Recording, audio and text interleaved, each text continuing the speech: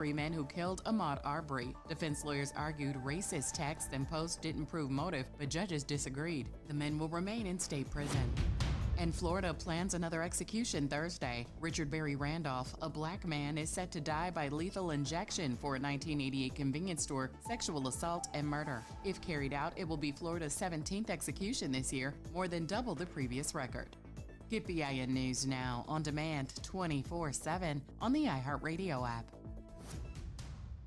This is Dr. Jaquil Ross, the host for Talk That, NOLA Education, brought to you by New Schools for New Orleans. On Talk That, we'll be focusing on the amazing work of educators and students happening inside and around public schools in New Orleans. Our school communities are full of so much talent and promise, so let's talk about it. This month, we'll be joined by Jamar McNeely, Jarrell Bryant, and Dana Peterson for a discussion focused on the importance of black men in education. Also, we will hear from Kathleen Harris, Dr. Sheila Guidry, and Dr. Kelly Jordan to talk about how NSNO and NOLA Public Schools are supporting a growing English language learner population in our schools. Following that, we will have a conversation with a few representatives from NOLA Public Schools to talk about the upcoming enrollment window for school year 26-27 using the New Orleans Common Application process. So tune in to Talk That, NOLA Education, every Monday at 12:30 p.m. on 12:30 a.m. To learn more about NSNO and our programs, visit newschoolsforneworleans.org.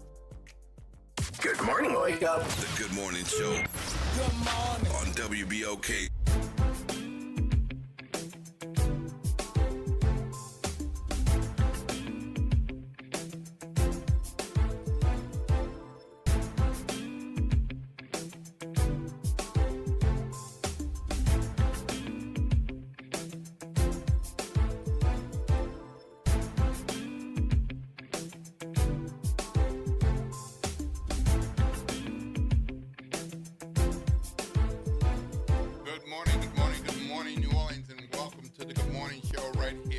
WBOK 1230 AM. It is 7:02 AM, now 7:03 AM. You got somewhere to be at 7:15. You just might make it. But remember, the school zone speed limits are in effect until 9 AM. Please watch out for the babies and watch out for yourself. Keep yourself straight. Keep yourself safe. Stay on the road. Even watching yourself as you pull out of the garage, the driveway, your parking spot out front, and make sure that you get where you're going safely and watch out for the crazy drivers. I know it's not you, but just watch out for the other people who are kind of driving a little crazy. I'm Will Sutton, and with me is Ro Brown. Good morning. Good morning. Thank you for coming back. Good morning. Well, thank you. Thank you. Thank you for thank you coming for back. having me back. I guess All right. I didn't mess up too much. Yeah, right. Last time I was here. Well, appreciate your There's still return. time, though. There's still time for me to mess up. Appreciate your return, good brother. Appreciate your return. The talk line is 504-582-9422. 504-582-9422. Of course, the election is still on a number of our minds. And if any of you all have something to share with us about that, please let us know. I do want to talk about some big news that happened yesterday, which is Mayor LaToya Cantrell's proposed budget for the city for next year has been set aside. Set aside. Set aside. That means that the incoming mayor, Mayor-elect to do Moreno budget. has said it's unworkable. Okay. Not realistic. Okay. We got to go in another direction, and that direction includes deeper cuts than Mayor Cantrell proposed. Okay. So she's been working with her transition team, the folks focused on finances in particular, and Mayor Cantrell's budget featured, something like 20 to 30% cuts to a lot of departments. Moreno says she's taking a little different approach. Rather than that many departments, she's going to focus on public safety and sanitation as essential services, and plan to cut elsewhere. So Mayor Cantrell's budget had a plan of $200 million in spending cuts. So we're waiting to see what Cantrell's budget had at $200 million and in spending cuts. and Mayor-elect Moreno's Needs budget deeper cuts. needs more than 200. Yeah. Okay. Okay. So we've got quite a group of folks helping her with this, including co-chair Emily Arata, who works at Ochsner Health, and former deputy in Mayor Mitchell Andrews' administration, and GNO president and CEO Michael Heck, Mm-hmm. who, of course, helped a great deal with the Super Bowl and a couple other things. And former state senator Ann Duplessis, Okay. Vanessa Brown Claiborne, who leads the investment and banking firm Schaaf and Associates as the president and CEO. So some pretty smart people who have been around, know a few things about money, dollars and cents.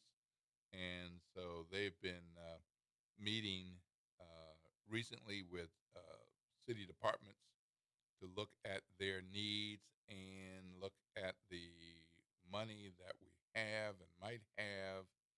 And the mayor-elect has also hired a couple of consulting firms to help to make this go more smoothly, since it's going to be rough. How much will that cost? Well, we don't have that. Of course, that will be something that journalists covering City Hall and the mayor-elect and the transition will look to know. But, of course, the city got permission from the Louisiana Bond Commission to borrow $125 million in bonds, and that will have to be paid back. So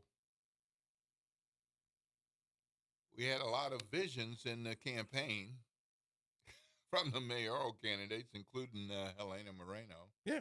And I guess there'll be some visions that may be enacted, but maybe not with the full blue sky look that was envisioned. That may have to wait. In just a few weeks ago. That may have to wait. Yeah, Visions that may have to wait. A few If at all. weeks ago. So that is in the works, but know that that's a significant change. So there's one mayor at a time, except there's mayor-elect is taking over with putting a budget in place. Mhm. And city council will have to approve that budget by December 1. So that's a significant development. Wanted to make sure you were aware of that. And it is 7:09 a.m. And so we're going to jump to a break because that's what we need to do. Okay, break. And we'll be back after the break with more news and information and some things that you might want to know, should know, and need to know. And yes, El, when we see you on the phone, we're going to get you right after the break, my friend. This is WBOK 1230 a.m., what New Orleans is talking about all day long.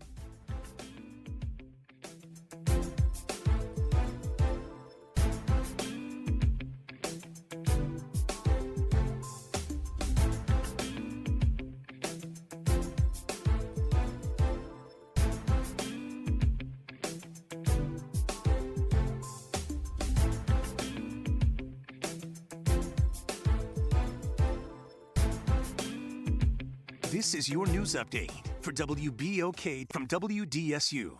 For all your news and weather, watch WDSU News, New Orleans' leader in live, local, late-breaking news. Today at noon and 4 p.m. Good morning and happy Tuesday. I'm Morgan Lentis with WDSU News, and here's a look at today's headlines. Happening today, New Orleans Mayor LaToya Cantrell is expected in court to try and modify her bond conditions. Cantrell previously requested she be allowed to speak with her former bodyguard Jeffrey Vappy, who was indicted alongside her. It is a motion that was recently denied. Today's hearing is happening at 10:30 in federal court.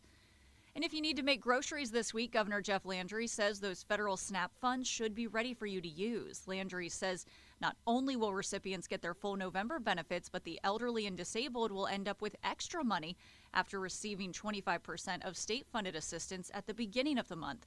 Those benefits, remember, were delayed because of the government shutdown. Then the family of Ole Miss head coach Lane Kiffin is reportedly visiting Baton Rouge as LSU tries to woo the Rebels leader. Multiple media outlets reporting that the family of Coach Kiffin were in Baton Rouge yesterday, touring the city and LSU's campus. Ole Miss is on a bye week, and the university has reportedly given Kiffin until the 28th to make a decision on his future. And finally, a big congratulations to Tyler Shuck and his wife Jordan. The Saints starting quarterback is expecting a baby boy in February. It is safe to say the bundle of joy will be the newest member of Who Dat Nation. And that is a look at today's headlines. I'm Morgan Lentis with WDSU News. Have a great day.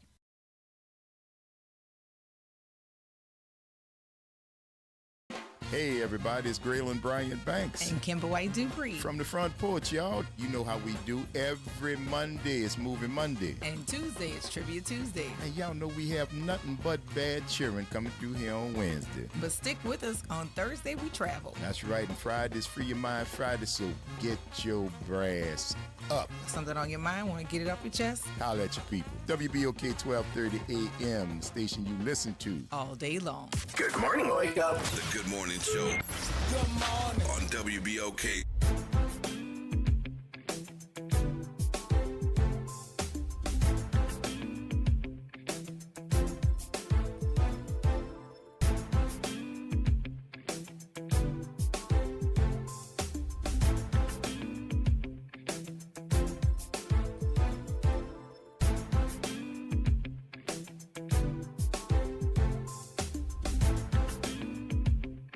Good morning, and welcome back to Good Morning Show. I'm Will Such. With me is Ro Brown, and it is 7:13 a.m. Be sure to watch the clock and make sure you got your teeth and your watch, your knapsack, your backpack, your keys, whatever you need to head out the door and not have to turn around and go back in. The talk line is 504-582-9422, and we've got a caller. Good morning, Elwin. How are you? Good morning. Good morning. Good morning, Ro Brown. Good morning, Eldwin. How are you? I'm just fine. Look, Good. WBOK got to build a Hall of Fame, man. Because you know why? We got to be in that Hall of Fame, me and you together, bro. Because are you talking to Will? And Kim could be in there as a consultant. And Kim could. Well, Kimber, you mean? Yeah, Kimber could be in there as a consultant. Oh, wow. How come she can't get full status, Elwin? Yeah. Come on. Because, see, she don't know too much about sports. So you wanted to be a WBOK Sports Hall of Fame? Yeah, the Sports Hall of Fame. Oh, well, that's different. I'll have to be a visitor. Okay. All right, Elwin, since you started, who else is going to be in this WBOK Sports Hall of Fame? Yeah, I want to be in that, too, because, see, I know more about sports. Why do you get to be in there? Because, see, I know more about sports than Kim does. Okay. Do you know more about sports than Ro does? No, that's why I said me and him needs to be in there together. Okay. He can teach me about what he knows, and then I would be in there with him, see? You probably know just as much as I do. All right. Is there anybody else who would be in this WBOK Sports Hall of Fame, Elwin? Well, we could put Braylon in there. Graylin? Yeah. In the Sports Hall of Fame? Put Braylon in there because he's the leader of the front porch. Okay. Elwin, what does the front porch have to do with sports?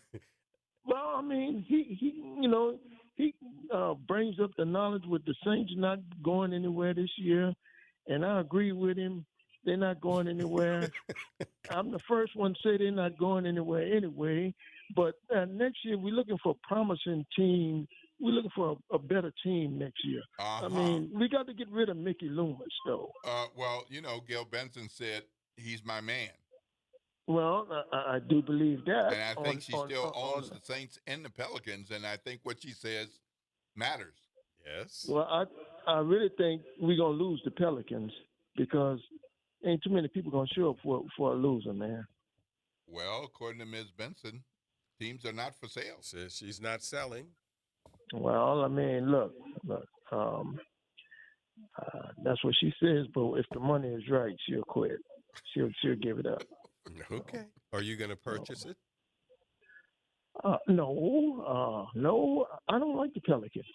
Oh, okay. I don't like the basketball team. My favorite sport is football.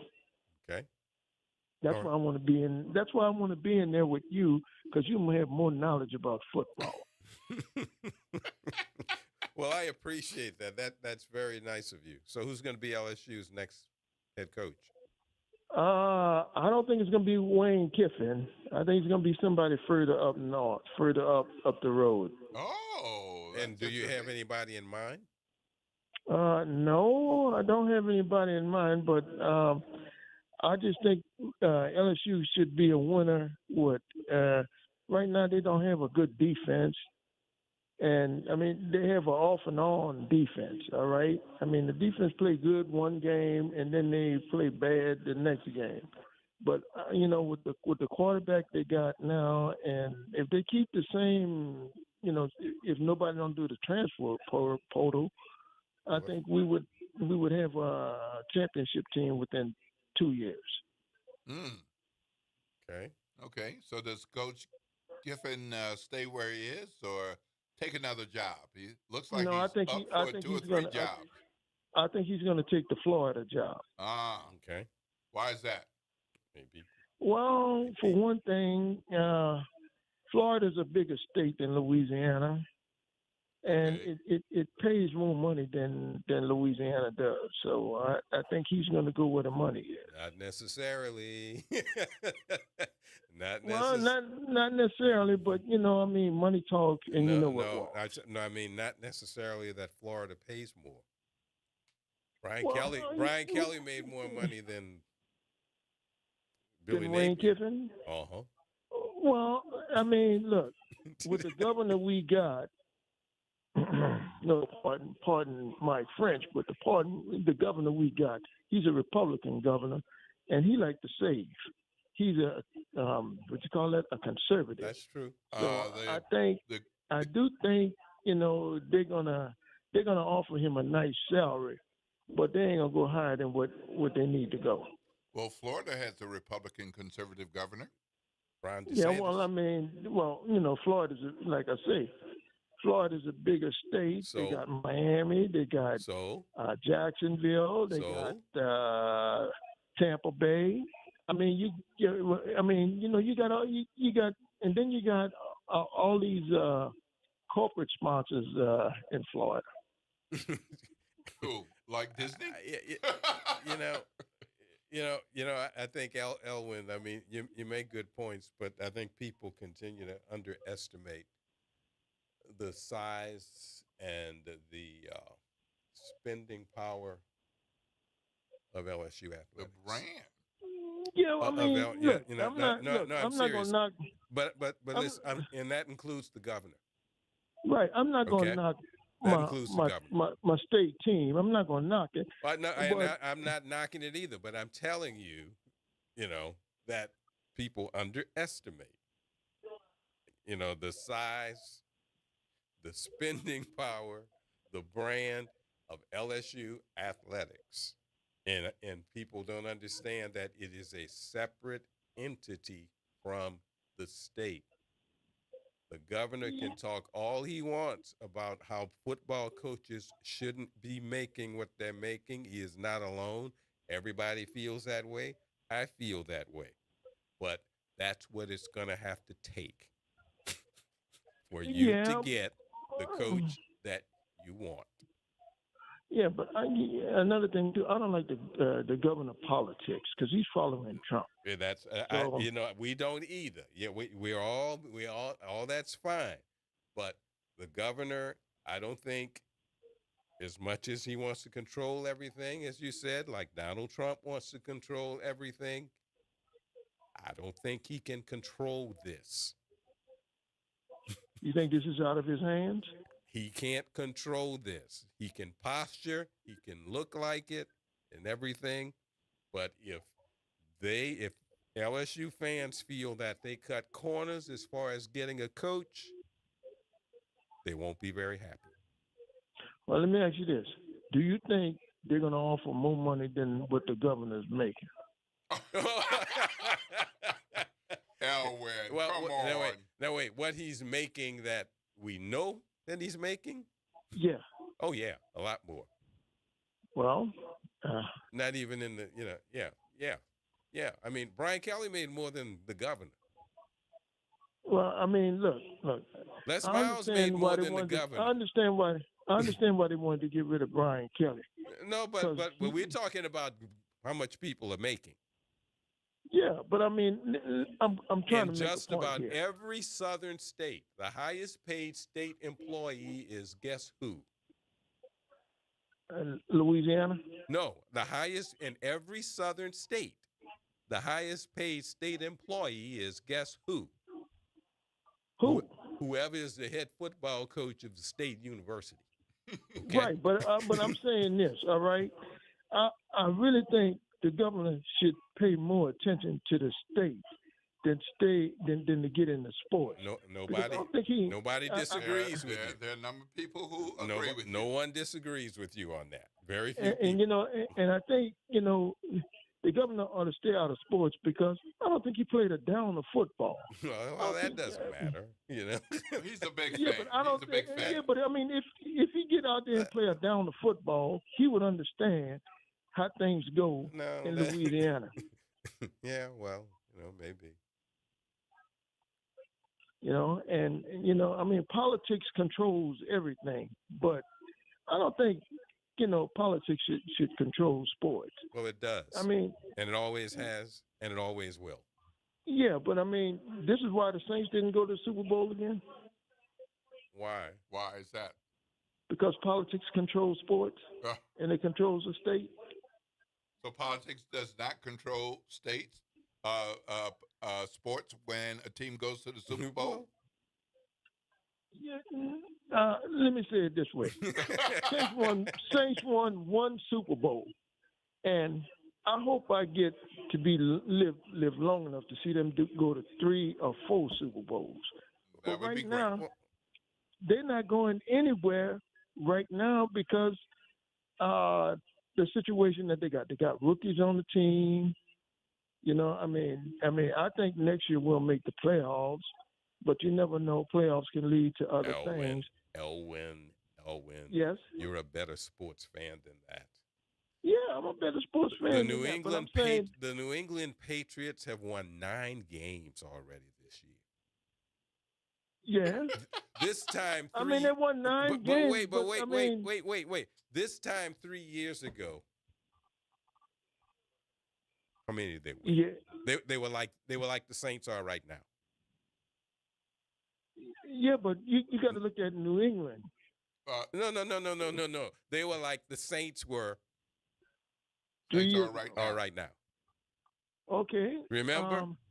Yeah, but don't forget, Tom Brady was the quarterback. No, he wasn't. No, not 3 years ago. No, he wasn't. I'm talking about before then. Before the 3 years. But my point is, they were awful. Yeah, it was awful. No. They were awful. Yeah, it was awful. I give you that. And so what did they have to do? They have to win. No, what do they have to do to win? They got to get more players, get better coaches. That's what the Saints are doing right now.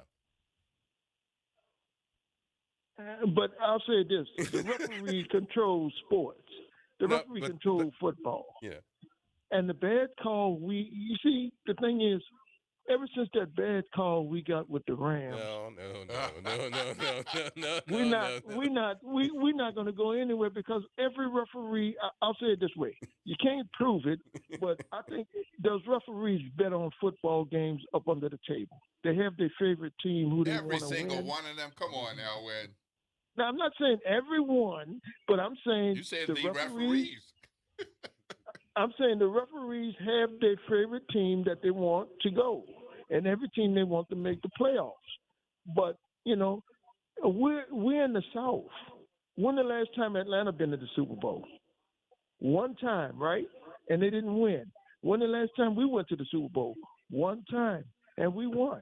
So, I mean, look, my cousin told me this like this, and I do believe it. He said, don't bet on the football team, bet on the referees.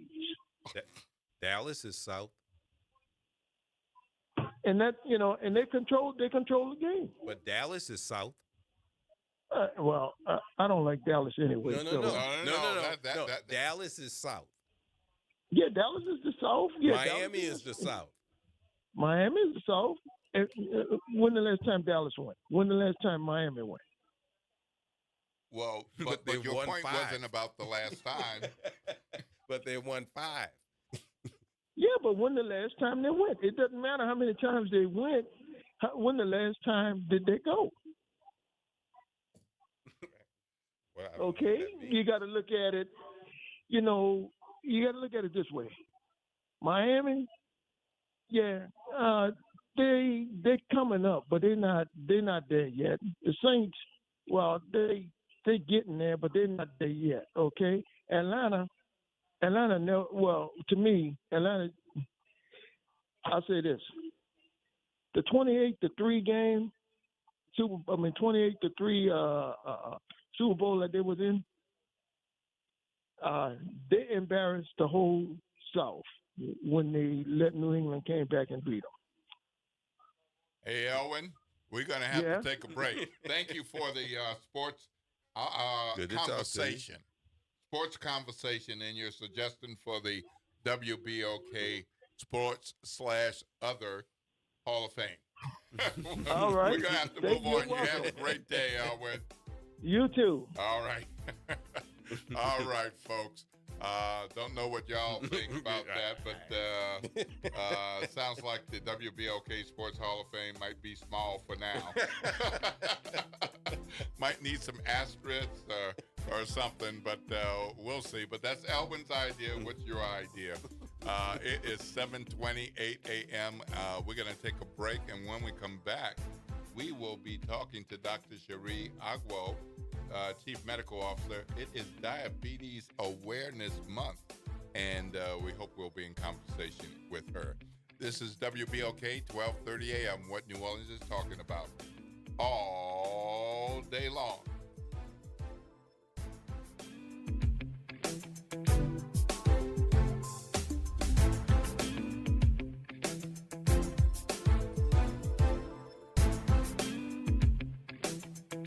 This is your news update for WBOK from WDSU. For all your news and weather, watch WDSU News, New Orleans' leader in live, local, late-breaking news. Today at noon and 4 p.m. Foggy mornings and warm afternoons this week. Fog will continue to be an issue each morning with visibility less than a mile possible. After the fog clears, expect partly cloudy skies with highs in the low 80s, still a good 10 degrees above average.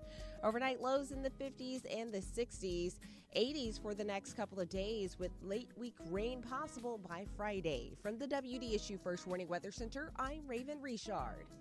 Tired of the impersonal, one-size-fit-all style of banking? You deserve a bank that delivers exceptional service and personalized attention to your needs.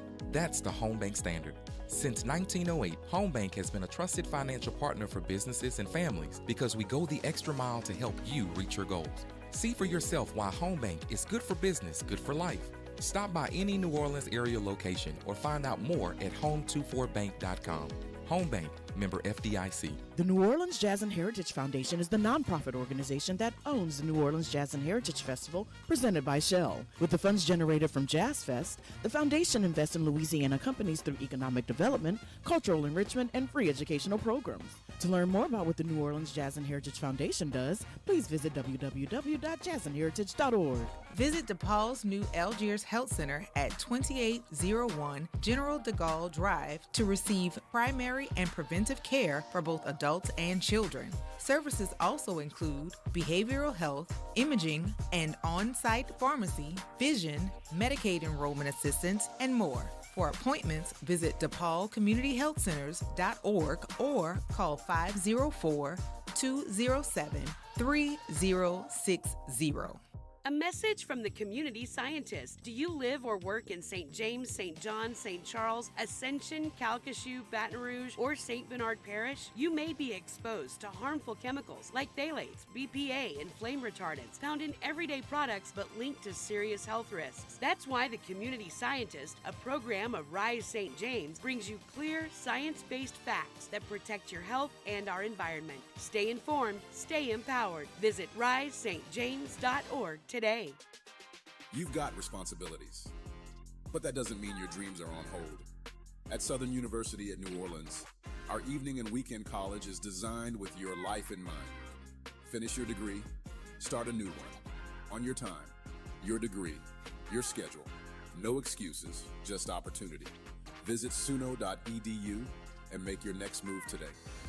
Meet Leanna, a part-time chef and full-time mom. In the past, Leanna didn't have health insurance because she didn't think she could afford it. What she didn't realize is she qualified for Medicaid. She loves the coverage and peace of mind that comes with high-quality care. The kind of care you get with Healthy Blue. This is Medicaid, and it's for more people than you think. Maybe even you. To see if you qualify, go to myhealthybluela.com. Good morning, wake up. The Good Morning Show. Good morning. On WBOK.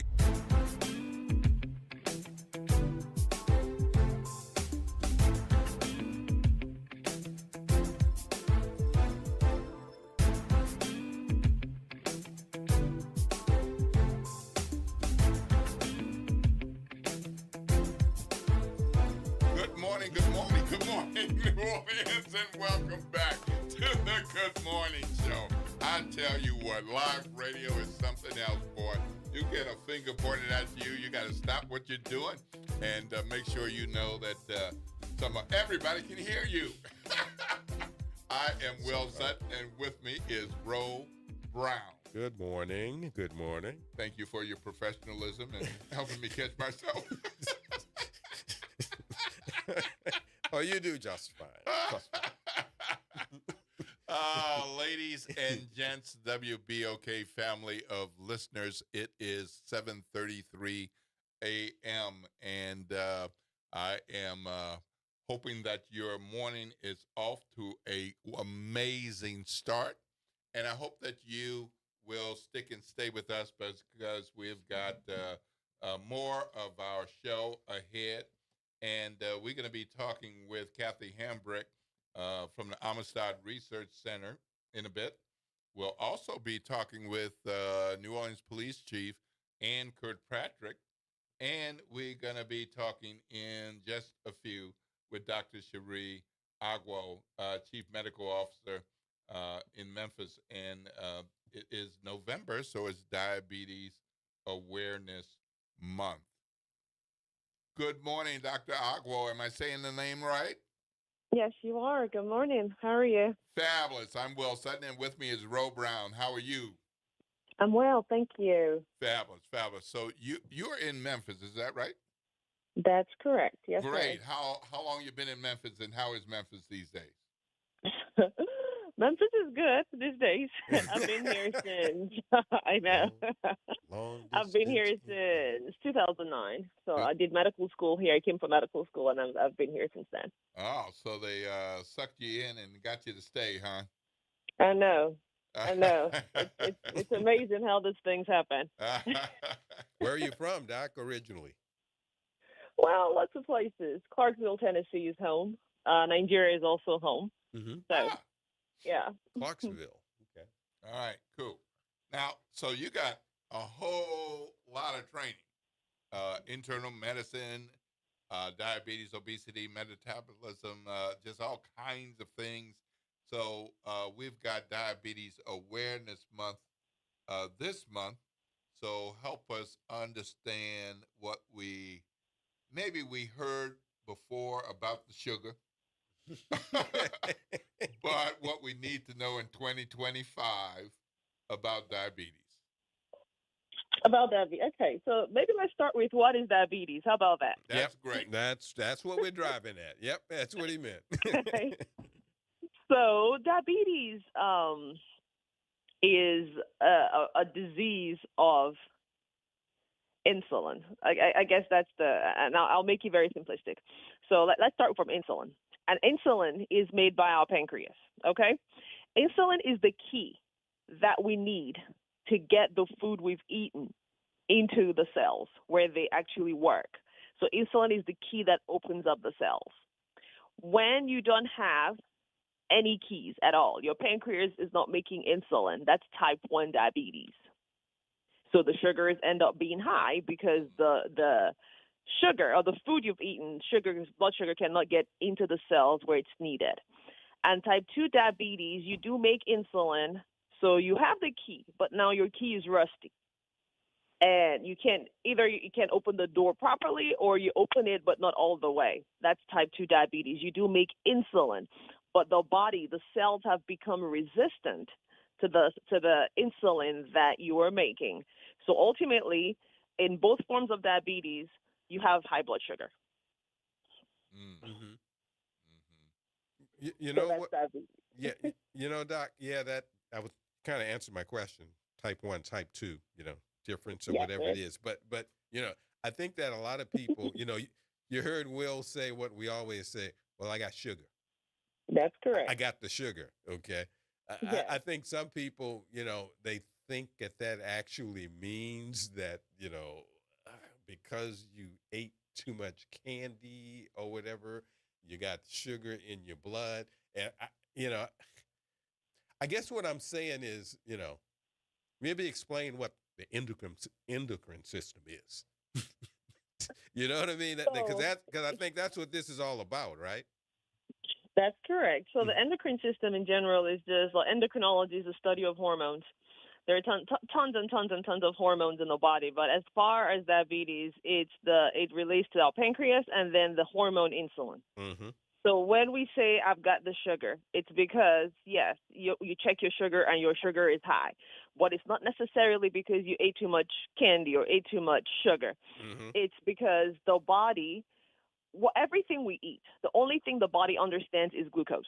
So everything we eat, the body ultimately changes to glucose so that the glucose can get into the cells and do the work that it needs to do for the body. So glucose is like the currency that the body understands. So whether you eat, but of course, certain foods we eat will lead to more glucose. So outside of the sugars and the sweets, of course, you're talking about your carbohydrates. So potatoes, you're talking about pasta, bread, oatmeal, even some fruits. So everything that you eat that tastes, yummy, all the good tastes stuff, good to you, probably is high in sugar or it's higher in carbohydrates, which your body will turn into sugar once you eat it. All the good stuff is what you're saying. Yeah, right? essentially. So, what's your approach to treating diabetes, and how does it different these days versus earlier in your career? So, medicine in general is very reactive. So we wait, we see things, then we address the things we're seeing. But for us, we try to we take, one, a holistic approach, but also a proactive approach. So holistic in that I'm not just looking at your number, because every number I see as far as sugar number, that number is telling me a story. It's telling me a story about what you've eaten. It's telling me a story about your exercise. It's telling me a story even about your stressors. It's telling me about, things that you may be going through in your life. So we try to approach each patient, body, soul, and mind, or spirit, body, soul, and spirit. So this patient that has a blood sugar of 200 and is telling me that, doc, I honestly am eating everything I should eat. This morning I just had two fried eggs or scrambled eggs. I don't understand why my sugar is 200. Now, the next question I'm asking is, tell me about the stressors in your life. Tell me how you're sleeping.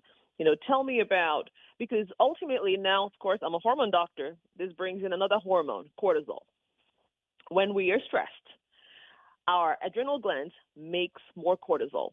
Cortisol ultimately makes your body more resistant to that insulin we just talked about, which then means your blood sugar is a lot higher because of the stress.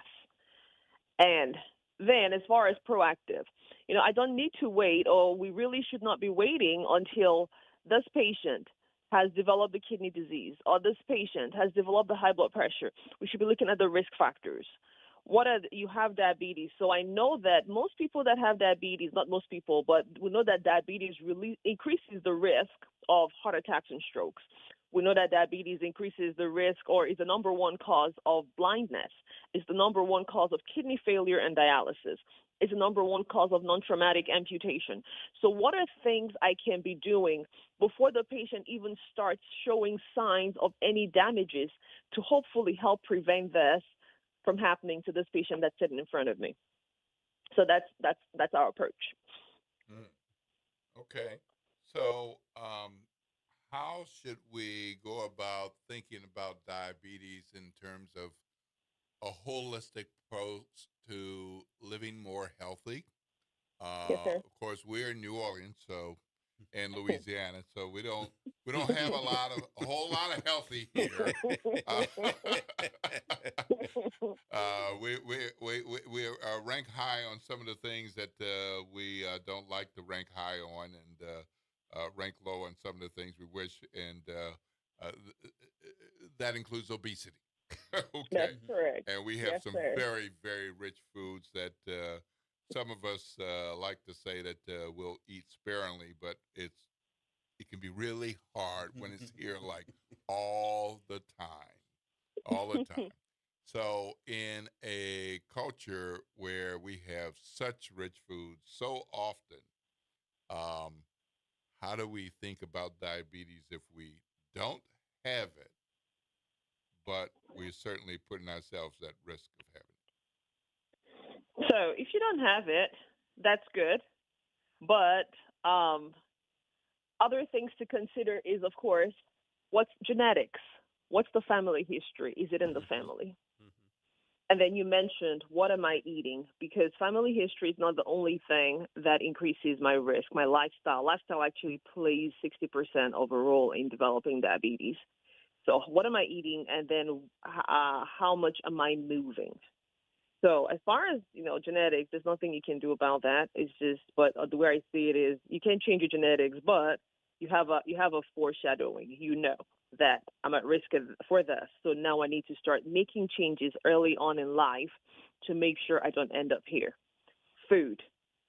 This is a difficult one because the relationship that we have with food just goes way past just eating to be satisfied.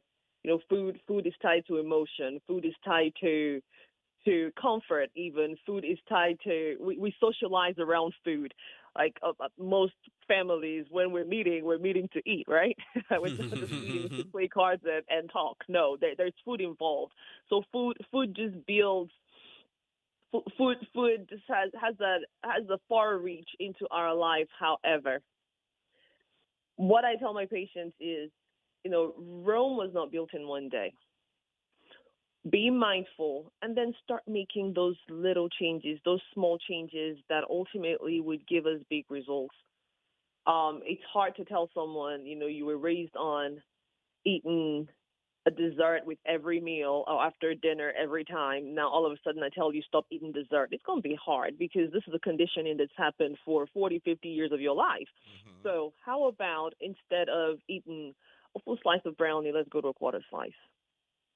And then smaller until eventually we're able to completely get off of it. But we need to keep making these small changes, and then consistency. Consistency is key.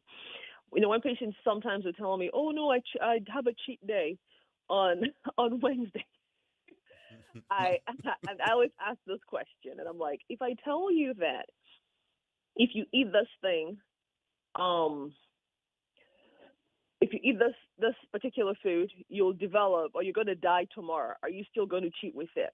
The answer is always no. Why would I? I'm like, exactly. But we're eating these things and we're leading ourselves to, slow death ultimately. So instead of having a cheat day, why not just slowly, but consistently wean off of it and not even have that mindset that we need to cheat?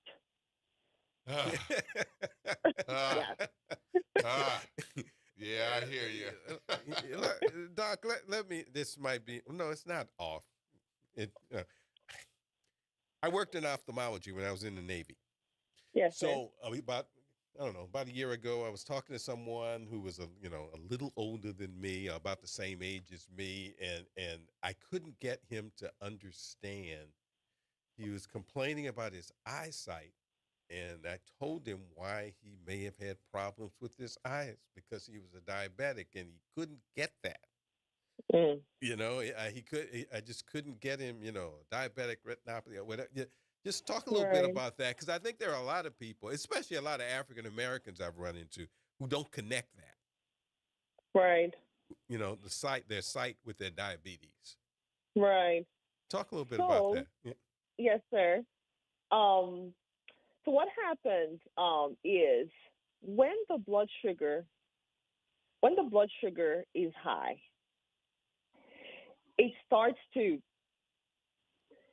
first of all, it starts by making the blood vessels leaky and swollen. Mm-hmm. So that's inflammation. Mm-hmm. As that blood vessels and the blood vessels in the eyes, as they stay swollen and leaky over time, the body starts to form new blood vessels for you in a bid to get oxygen to the eyes. But unfortunately, those blood vessels that were formed so fast are very weak, and they're prone to bleeding. So as the blood sugar stays high, those blood vessels start to bleed. Now, those original blood vessels that were swollen keep getting more sugar, and they keep getting swollen, so more fluid getting them, edema. And with that, you start having the macular edema, which causes the blurriness, the retinal detachment, which causes the sudden onset of the blindness. Mm-hmm. And excuse me. And of course, with the leakiness of the vessel, now you're having blood blocking the little cells you need that help you see. Mm-hmm. And all this is because the blood sugar has stayed high in the blood, and that high blood sugar is affecting now the vessels in the eyes. Something similar also happens to the nerves because of the high blood sugar, the sugar. And anyone that kind of knows a little bit of science is osmosis. So, of course, things will always flow to the place where you have a lower gradient. So the sugar would always go to the place that has less sugar. So the sugar flows into the blood vessels, the sugar flows into your nerves, but because it's not supposed to be there, it's toxic, it's a poison in there. The body starts to react to that, and water follows it. Swelling, because just think about it, when you hit your foot, what happens? It swells, because that's how body responds to pain, to inflammation, is fluid rushes there. But the fluid in the blood vessels, fluid in the nerves are just not good, because it prevents them from being able to do what they were meant to do. Okay, we've got a caller, Dr. Agwo. Good morning, James. You're on with Will Sutton, Ro Brown, and Dr. Sherry Agwo. James? Okay, we lost him, and we lost you. Not sure what happened, but we lost Dr. Agwo. We also lost James. So looks like we got James back. Well, maybe not. So not sure what we got going on there, but good conversation about diabetes. Yeah, I was asking about diabetic retinopathy. A lot of people, they don't realize that, diabetes, I talk to people, about that, and they don't connect the two, but it's very much connected. Right. Very right. much right. connected. Yeah. Diabetes is connected to a number of things. Mm-hmm. And not sure if we can get the doctor on the line again, but let's take a call from James. Good morning, James. How are you? You're on with Will Sutton and Ro Brown, and neither of us are doctors. But but you stayed at I see you dropped me, bro. I'm not glad. No, so I'm we didn't drop you. We didn't drop you. We lost you somehow, but definitely did not drop you. Well, look. Can you ask the doc my question when y'all get up back? My question is, I travel. I've gone to a few countries and I've seen these people wake up first thing in the morning and eat breads, pastas, desserts, and sweets all day long. And they, they eat late at night, and then I go to, other places. These people eat only meat every meal all day long, and they drink lots of wine, and their cholesterol ain't up. So these other countries, what are they doing that we are not doing? I thank y'all for taking that call. James, I'd like to apologize for Elwin. Yeah, no problem. Hey, James, hold on just one moment. Go ahead. No. Go ahead. Dr. Agwal, Will Sutton back on the line with you. Are you there? I am here now. Yes. Wonderful. Sir. James has a question for you. Okay. Hey, Doc. Sorry about the mess up. I travel. I've been to places, and these people eat breads, pastas, and desserts and sweets all day long. And other places I've gone, they eat meat all day long. Just 5 in the morning, midday snack, lunch, seconds and Thursdays, and they drink a little alcohol or a lot of alcohol in most cases, and they don't seem to have nearly the amount of problems that we are having. What are we doing wrong? What is wrong with the American diet? Because the things that they're doing don't seem to be that far out of what we do. I'm going to hang up and I'm going to listen. Thanks, okay, James. yes, sir. So, if they're talking about, I don't know if you've also taken the time to kind of look at their lifestyle. They're also less sedentary than we are. They walk more. If you're talking about Europe, most people, most families in Europe have one car, and they use the subway. To get to the subway, you're walking. You walk, and then when you get to your destination, you're still walking when you get off the train to where you're going. So they're less sedentary than we are. That's number one. Number two, if you also look at the sizing of their food, look at the size of the plate. I lived in Japan a long time ago, and I went to a McDonald's there one time, and I saw the size of a cup of Coke, like a large Coke, and I was like, oh my goodness, wow.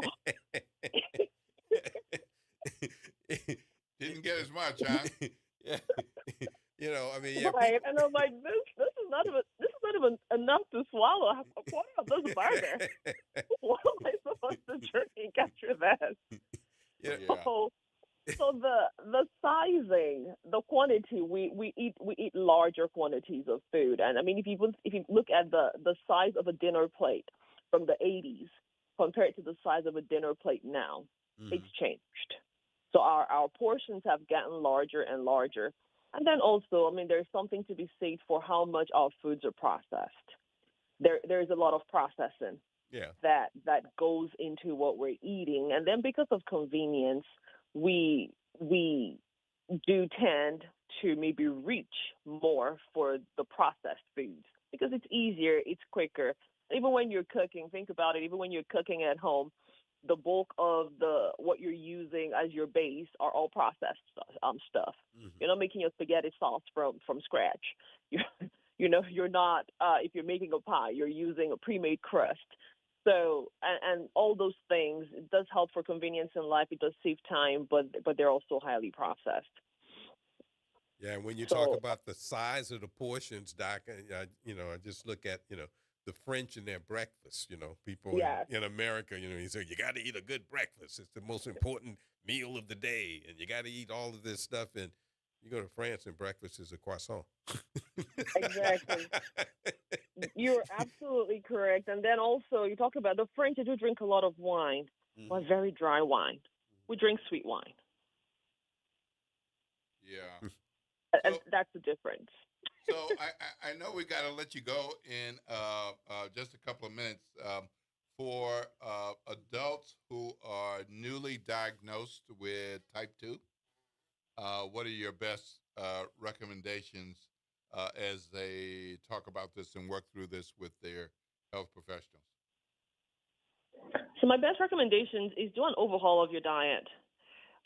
Reduce your carbs to no more than about 30 grams with every meal. 30 grams would be like 2 slices of bread. So if you eat 2 slices of toast for that breakfast, then really we should not be looking for juices. We should not be looking for oatmeal. We should not be looking for any additional carbs. Use proteins to fill up the rest of what you're eating. Your plate also should contain, half of your plate should contain green leafy vegetables. So half green leafy vegetables, half a quarter proteins, a quarter carbs. Now start moving.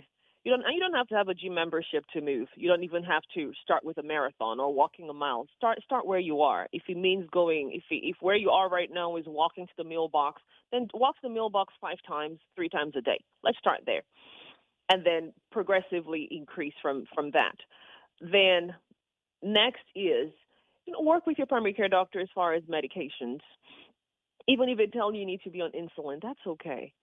Especially if you have type 2 diabetes mellitus, insulin is not a death sentence. And with the right lifestyle changes, you don't have to be on it permanently. There's always room to come off of the insulin, or at least if you don't come off of it completely, at least reduce your dosing as you incorporate better lifestyle changes. And then finally, be accountable for your own health. Know what your numbers are. Know what medicines you're taking. Ask your doctor's questions. So why am I taking these medicines? Why are you increasing this? How would it help my sugar? And then pay attention to those changes they've made. Is it truly helping? If it's not helping, then go back to your doctor. This is not working out for me. What else can we do? Do we need to add something? What else can we do to get this to help my sugars? But knowledge is power. Knowledge is key. And what you don't know, you cannot fix. Wow. Okay. Well, thank you very much. That's a good list.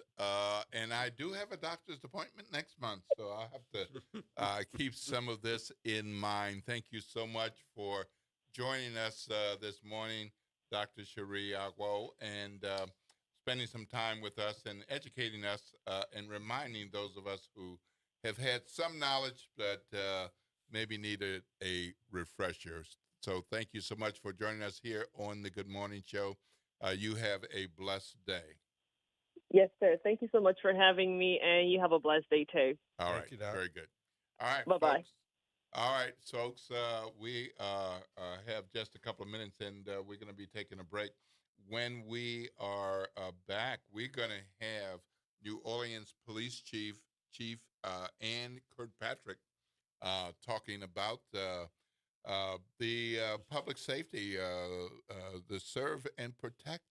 Of course, there are crime questions, as always, but we're still in a pretty good shape, best I can tell. We'll hear more from the chief when she comes in.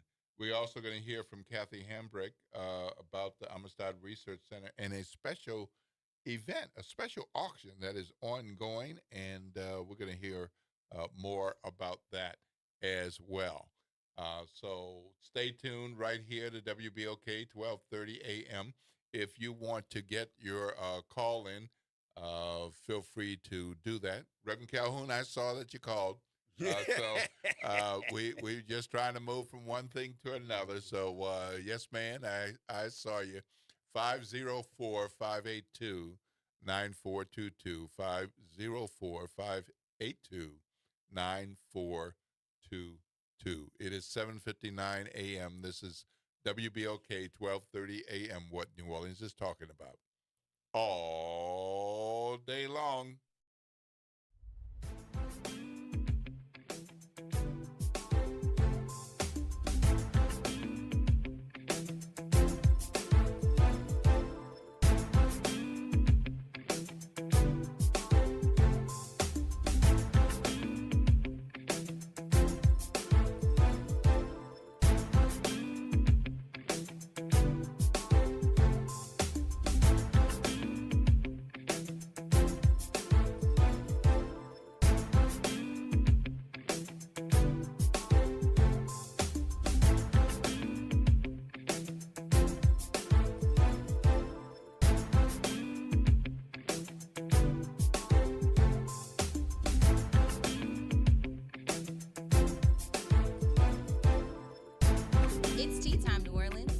the New Orleans Regional Black Chamber of Commerce for the 12th Annual City Classic Golf Tournament Friday, November 21st at the Joseph Bartholomew Golf Course located at 6514 Congress Drive.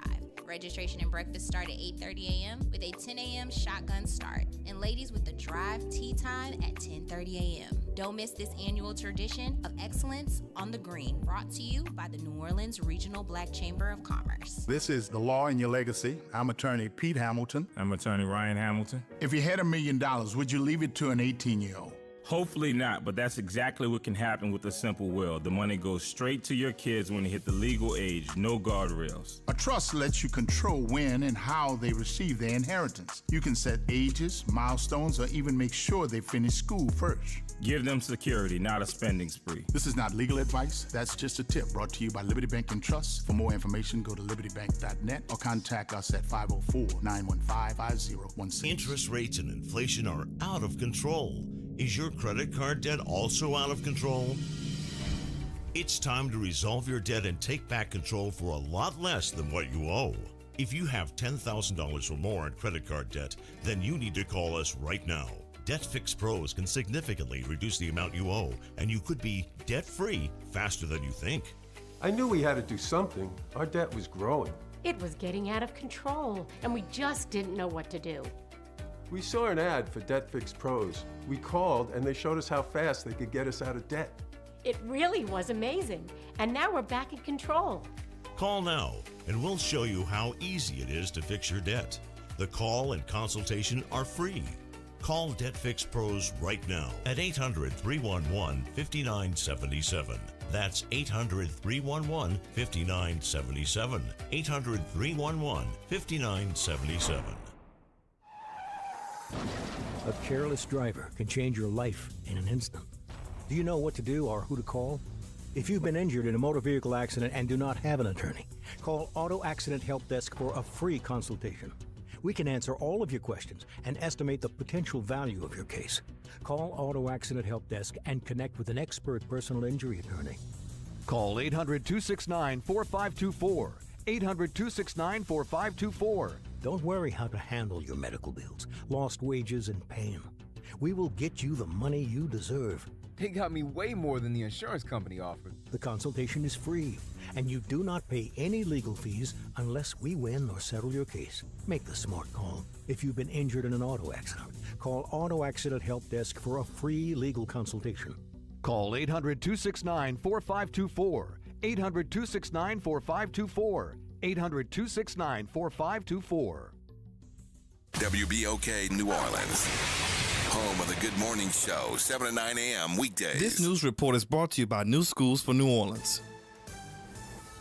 I'm Bree Wood with BIN News Now. Interest in Turning Point USA is surging after Charlie Kirk's killing, but some Texas schools are blocking new chapters. We've had chapters that started 2 months ago that are still not RSO'd by their schools because the administration drags their feet. That's group member Ricky Adam. He says a counselor in Killeen ripped up student signs accusing them of spreading hate. A federal appeals court in Georgia has upheld hate crime convictions for the 3 men who killed Ahmaud Arbery. Defense lawyers argued racist texts and posts didn't prove motive, but judges disagreed. The men will remain in state prison. And Florida plans another execution Thursday. Richard Berry Randolph, a black man, is set to die by lethal injection for a 1988 convenience store sexual assault and murder. If carried out, it will be Florida's 17th execution this year, more than double the previous record. Get BIN News Now on demand 24/7 on the iHeartRadio app. This is Dr. Jaquil Ross, the host for Talk That, NOLA Education, brought to you by New Schools for New Orleans. On Talk That, we'll be focusing on the amazing work of educators and students happening inside and around public schools in New Orleans. Our school communities are full of so much talent and promise, so let's talk about it. This month, we'll be joined by Jamar McNeely, Jarrell Bryant, and Dana Peterson for a discussion focused on the importance of black men in education. Also, we will hear from Kathleen Harris, Dr. Sheila Guidry, and Dr. Kelly Jordan to talk about how NSNO and NOLA Public Schools are supporting a growing growing English language learner population in our schools. Following that, we will have a conversation with a few representatives from NOLA Public Schools to talk about the upcoming enrollment window for school year 26-27 using the New Orleans Common Application process. So tune in to Talk That, NOLA Education, every Monday at 12:30 p.m. on 12:30 a.m. To learn more about NSNO and our programs, visit newschoolsforneworleans.org. Good morning, wake up. The Good Morning Show. Good morning. On WBOK.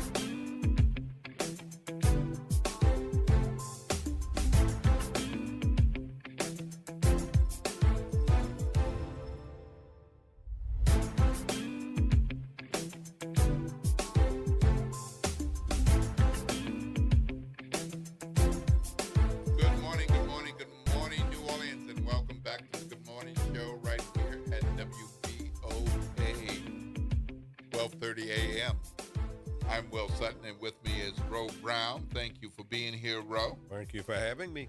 Well, it's been it's being a pleasure to have you here again. Nice and folks, it is 8:07 a.m., which means speed zones for schools are still in effect until 9 a.m. Please, please, please, whatever you do, watch out for the babies on their way to school, getting dropped off, walking, getting picked up, getting moved from this place to that place. Watch out for their guardians, their parents, their aunties who are helping them out. Watch for those assistant principals who are charged with the transportation duties. Watch out for all of them. But, you know, we had a very unfortunate situation last week. So for those of you who have garages, driveways, parking spots in or near your home, start watching out right there. We don't need another kid killed essentially at home going to school. So let's be careful out there. And right now we're going to move into conversation with our New Orleans police chief, Ann Kirkpatrick. Welcome back to the Good Morning Show. Good morning, Will. Good morning, Ro.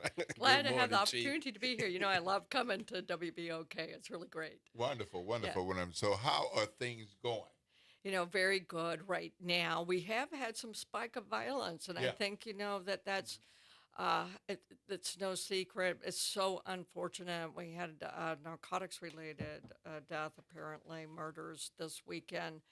And we really need to, you know, see what we can do to break this cycle. But we're still, even despite what has happened and our spike in some of this violence, we're still lower than we were last year in terms of overall crime. Kudos for that. And but you know, as I said each and every time, the stats only frame the conversation. Behind every single number is someone grieving, is someone's life, and we can't forget that. But we're still working our strategies. We've seen more domestic-related homicides. And those are hard for regarding our strategies. Our strategies are focused for street level, kind of type of violence where we can predict some. Those who normally carry guns, we know who you are, and that's where we focus, and that's why we're effective there. But violence in the home, that's really more of a social public health issue. All violence is public health, but that's where we need other social services, the community to step in and help people learn not to allow their disputes to escalate. And so that's why we need the community and other partners. Yeah. Yeah. So when it comes to domestic violence, give us an idea of what kind of escalation you're seeing. Yeah, so here we are coming on the holiday season, and even though on the one hand, what a great time of celebration and typically family time, but also when you have families together, emotions can be even much more sensitive. And so for police work, we actually see upticks of disputes. We see upticks of violence. And so it usually starts with arguments over even some of the minor things, but it will escalate. And then the next thing you know, emotions are out of control, and then they pull out an instrument of harm like a gun or a knife.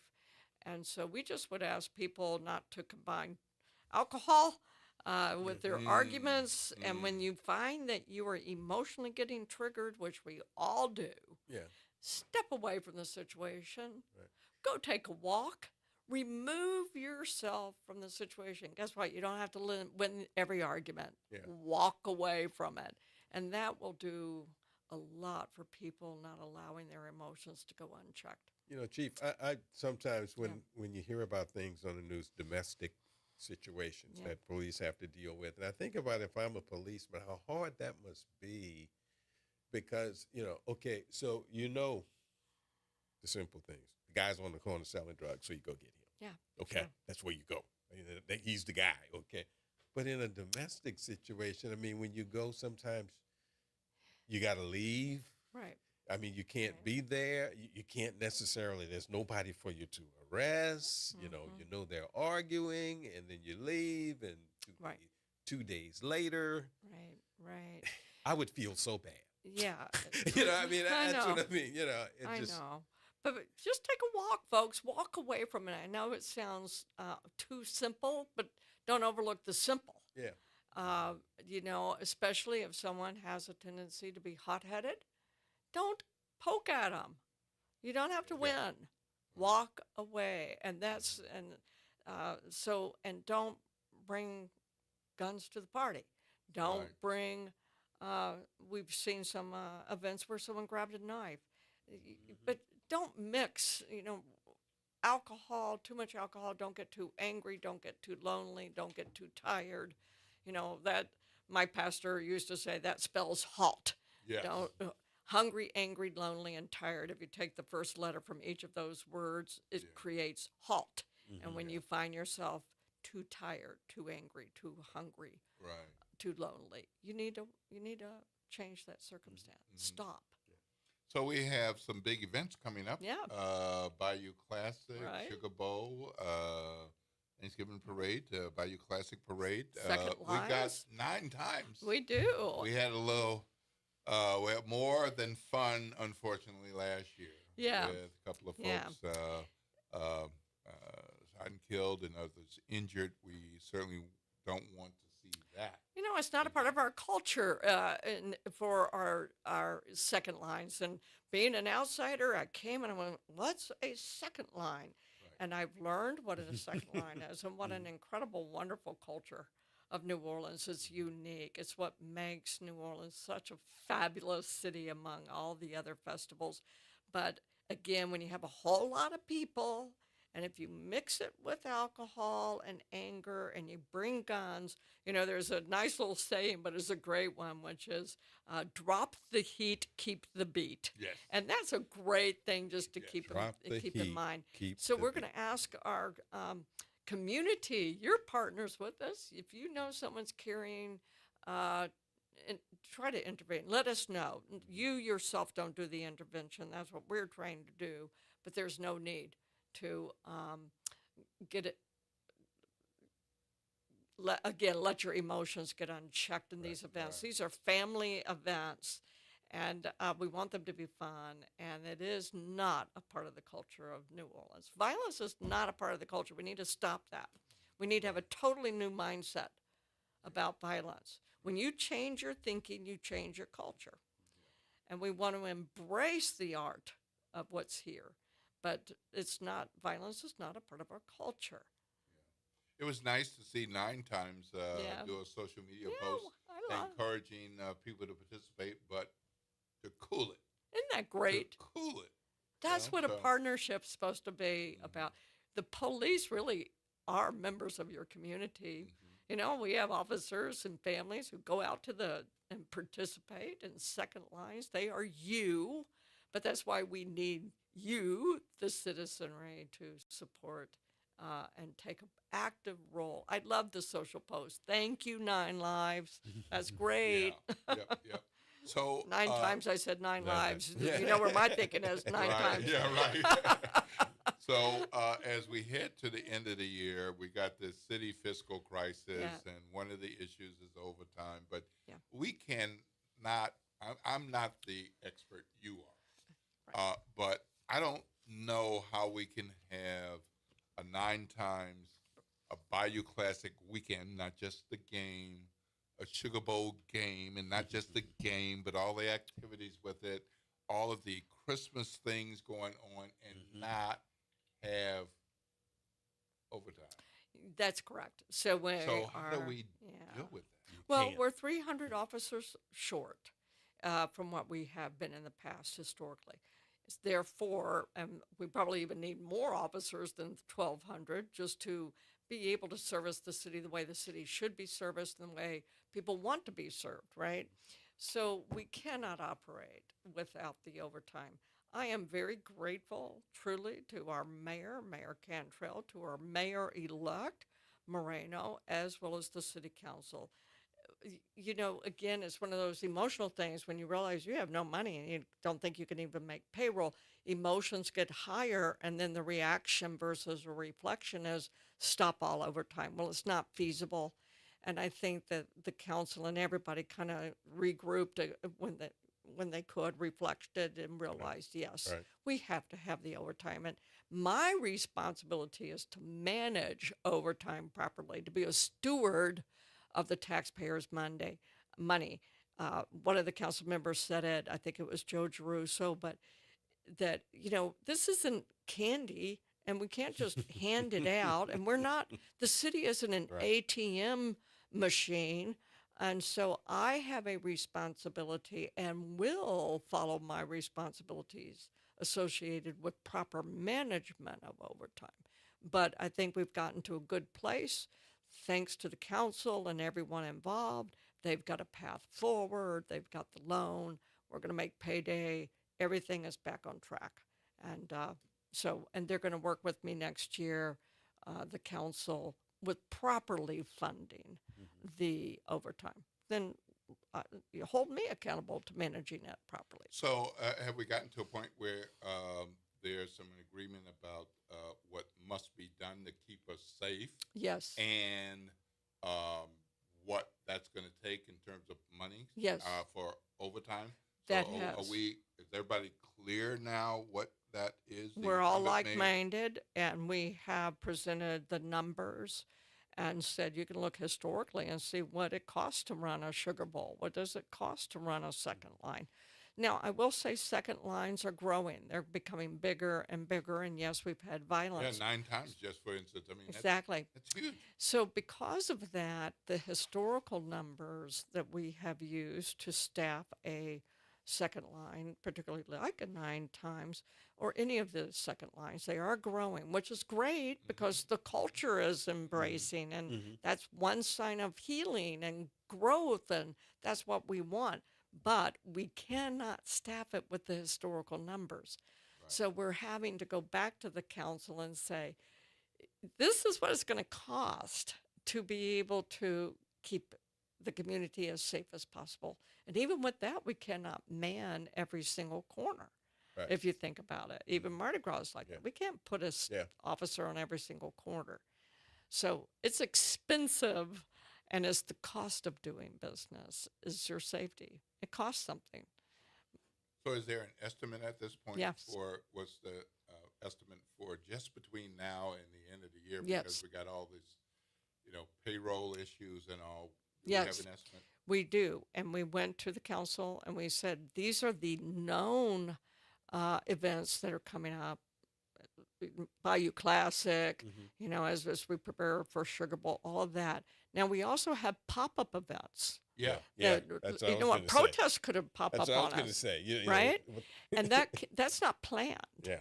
So what we have also said is be mindful we need a contingency line item of overtime because a pop-up protest can drain us very, very quickly, and yet it wasn't planned. And we cannot service the city 911 calls and a pop-up protest over here at the same time without that overtime need.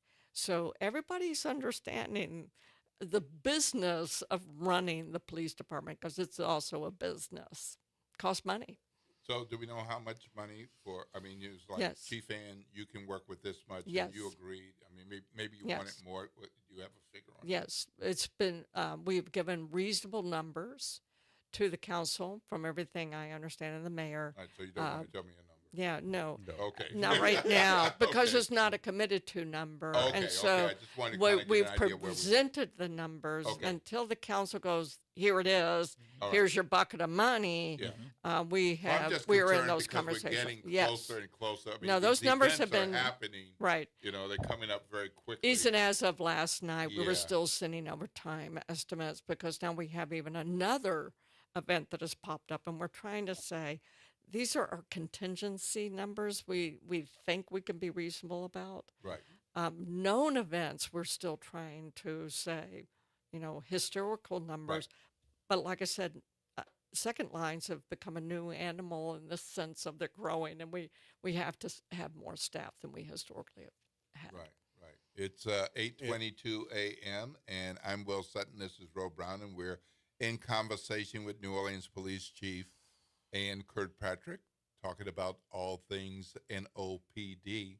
So speaking of NOPD and moving things forward, where are we with the consent decree? Well, I'm very delighted to say that tomorrow will be an official proceeding in front of the judge, in front of the courts, regarding her indicative ruling, which simply means that she's indicated that tomorrow all parties will present to her a final report, and she's indicated that she will grant the dismissal of the oversight.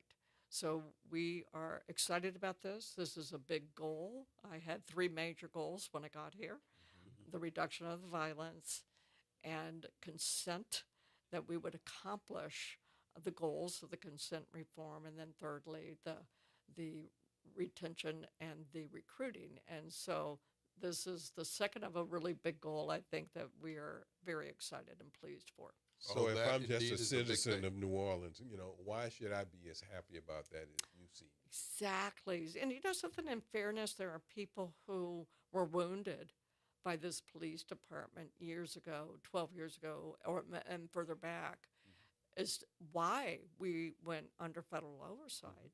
Wounds don't always go away, in fairness, and I want to acknowledge that for those who were harmed. And grieve.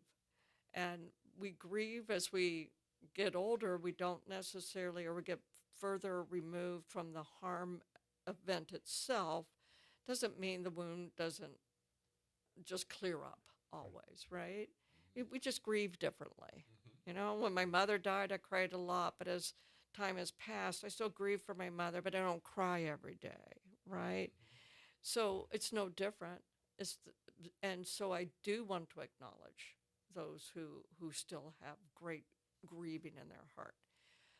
But a part of the reform is an apology, and it is also we are not who we were. There is a change. There is a transformation. So yes, I think the majority of the community see that and can celebrate that. So I think the majority could be pleased and hopefully say, you know something, I see a new person. I see a new police department and can take celebration in that. Okay, we got some calls.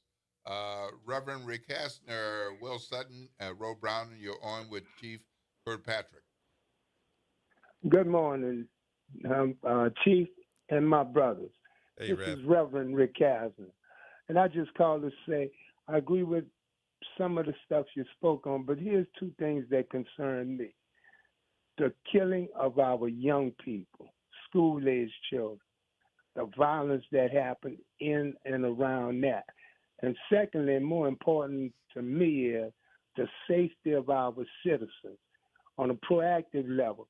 When we see perpetrators walking the streets at nighttime looking to see who they can carjack and abuse, when you walk out your door, you got to be mindful, right? But we're not police. We do have some rights to protect ourselves, but more often than not, the perpetrator has the upper hand. What can the police department do to help us to be safe in our community? So I'm going to hang up and listen and give somebody else a chance. All right. Thank you, Reverend. Thank you. Have a good, blessed day.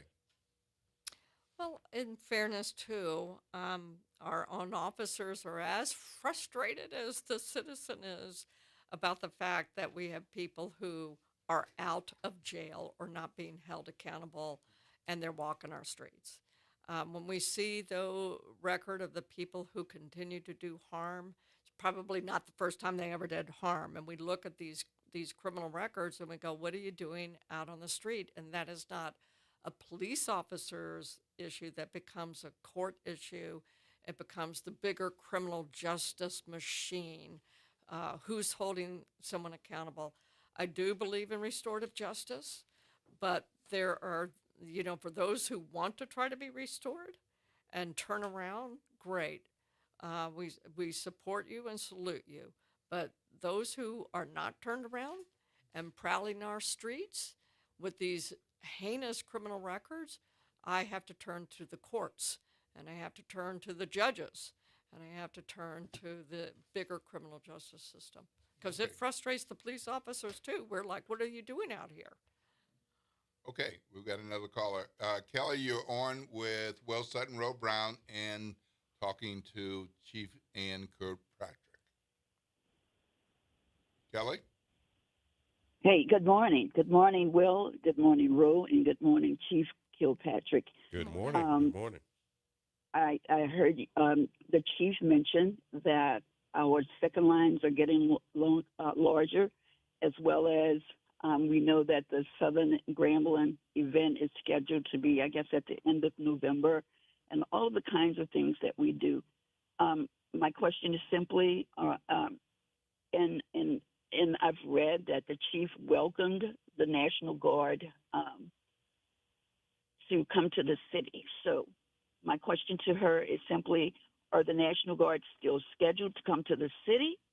And when they do arrive, is she aware of how long that they will be here? How long will they stay? Okay. Thanks for your question, Kelly. Have a blessed day. Great question, Kelly. So let me answer a couple of things that were in your question and message. So first of all, it would not have been my first choice to have National Guard, but it's not my decision, nor can I prevent that. However, so on one hand, I did not want to be taken over. I didn't want our city taken over, as what happened in Washington, D.C., as what happened in Los Angeles. A takeover was not something I wanted. The people who control whether or not National Guard comes is our governor and our president. Now, having said that, we have had National Guard since I have been here. We've had National Guard. And before. Yep. And I think I've proven to our community that I'm a good partner. Mm-hmm. And so I believe in collaboration. So having said the other side of this, they're coming anyway. You're coming. Yeah. So since you're coming, I'm going to welcome you because you're coming. And so you're going to be, we're going to work together. We've already met with the National Guard, and we have different missions in terms of what our enforcement abilities are. But our goal is the same, which is safety of this city. And I will welcome any help that gets us safer. Anyone who is not harmed, and you can come in and help us, I'll take your help, and I will work with you. Now, to be specific, when are they coming? We know that they will be here for 2 nights associated with Bayou Classic. So I believe they'll be here the Friday night of Bayou Classic weekend and Saturday night. They're going to work 2 nighttime shifts. How will they help you? I'm sorry? How will they help They you? are What- going to you know, be, something presence alone deters a lot of crime. So we will have quite a number. It's kind of like after the terrorist attack on Bourbon Street. You saw a lot of presence. Presence matters, and you don't want to underestimate presence. So that's what I mean by we may have different functions. They're not going to be necessarily arresting. Right. That's our arrest powers. But their presence, and I'm not going to say they wouldn't be able to, but that's not their first mission. So they will be here for 2 evening shifts, like 5 a.m. to 5 p.m., but they're coming back. So they're going to begin with Bayou Classic. They'll come back for Sugar Bowl and New Year's Eve. And then they will leave again, as I understand, and then come back again for Mardi Gras. But this community knows our National Guard.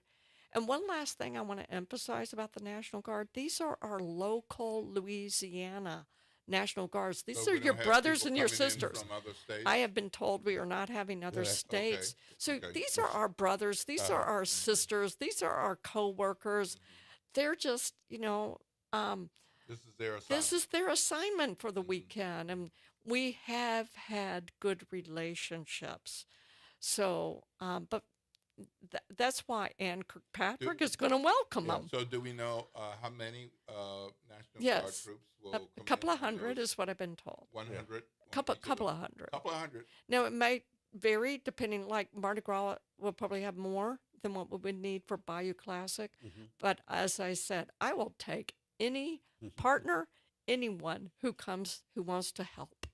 Okay. Presence matters. Presence And matters. I agree. And a few minutes ago, I think you said you were 300 officers Correct. short. So what's Correct. that number? when So you add around that number is not quite as but many what as I mean 300. is, so what would be, when you say you're 300 short, what is that? if you know what I'm asking. 1,200. Yes, we are right around 900 right now, Ro. So we are 1,200 short. So if you're listening to me, come and apply. Hey, let Join me tell it. you, That's what I was driving at. I was at a fraternity event last night, and one of the young men I met is one of your recruits.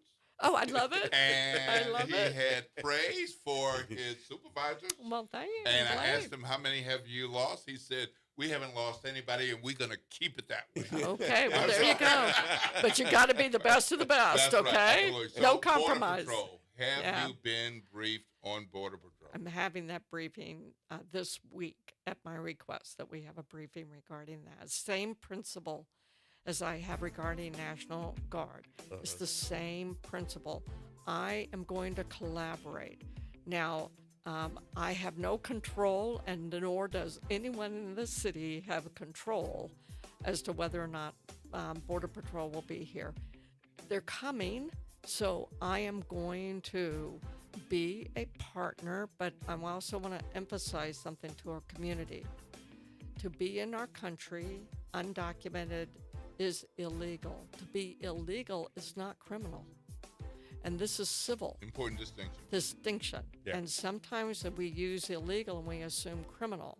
No, there can be a lot of illegal things. You get a parking ticket, folks, it's illegal. It is not criminal. You can't go to jail. Yeah. So the point being is police officers are not going to be asking anyone's status, their national status, their immigration status. We will not be asking.